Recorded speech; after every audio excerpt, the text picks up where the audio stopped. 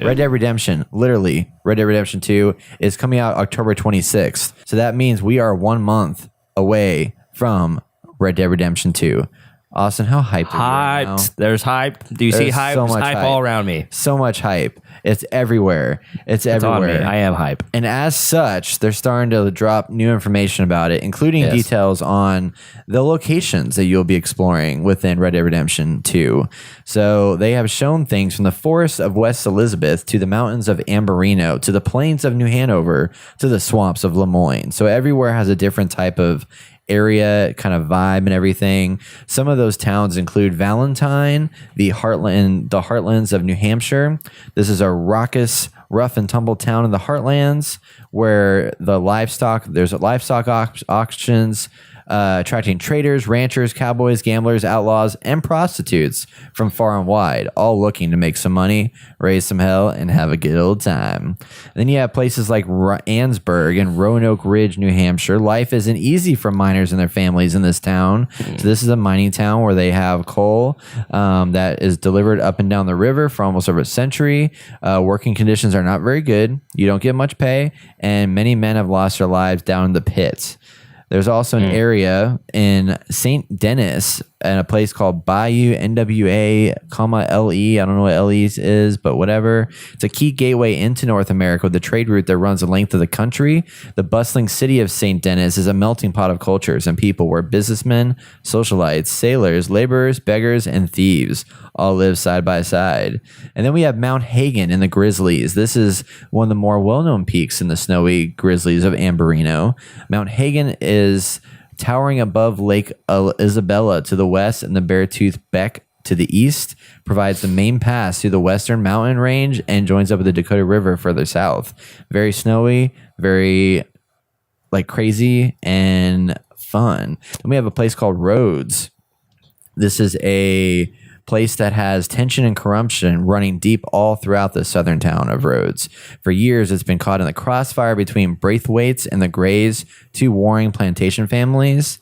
And then we have a place called Strawberry, which is a small logging town that has a new mayor, an East Coast centric obsessed with transforming it into a cultural beacon for wealthy tourists, much to the bemusement of the locals. Then finally, we have a place called Logres, which is in the Bayou. This is a small, remote town out in the swamps of the Bayou. The people of Logres live self-sufficiently for the most part, making a little money here and there from fishing and acting as guides for travelers wishing to navigate the region. So these are a lot of diverse locations all over the place. Right. So what do you think about what we've heard thus far with these different areas that you'll be able to visit in the game? I think that's awesome. I really like to hear this, and especially them kind of filling out the world in the sense we know what's going to happen before the game releases. And I'm hoping that these are the hub worlds that you get to go to in each region. Yeah. That'd be nice. You go there, it's different. It has a different personality than the last region. And here, we'll start you on, probably one major quest or several major quests for the region, and then all your side quests, and it's where you go shop and stuff. Just where you go at the end of the day, turn in your quests and get your gear you need, and go have a drink or two. Yeah, in game. Yeah, with your peoples. Do some cards, play some poker. Yeah. All that good stuff. Yeah, what I like about the description so far and the visuals that they showed. So if you go to the Red Dead Redemption 2 website, you can see all of these images of these different areas.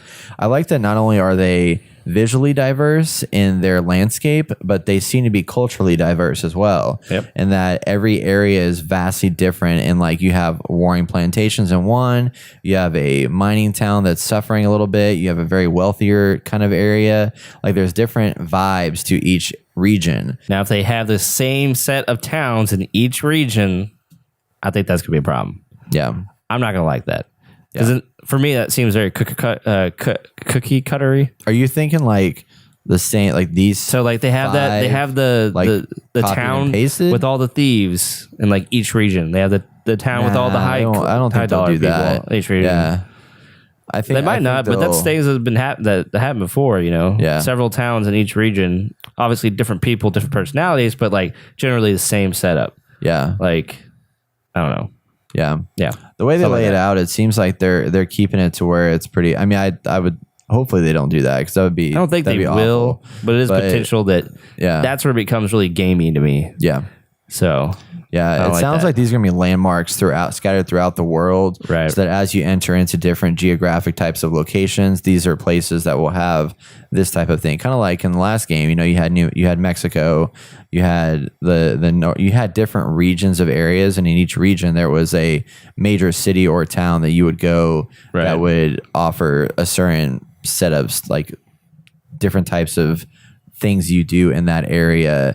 And I mean, obviously every single one of those towns is going to have traders and they're going to have those kinds of things, but they're also going to be points of interest that will give you new quest paths, maybe like set up like different acts of the game possibly. Yeah.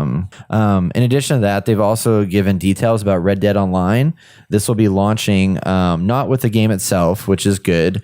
They are going to launch it sometime in November 2018, about 1 month after the game releases, and it'll release first as a public beta. And they want everybody to know that not only are you going to get free access to Red Dead Online in the public beta, but that you want to be aware that this is going to be something that will need constant adjustments and updates.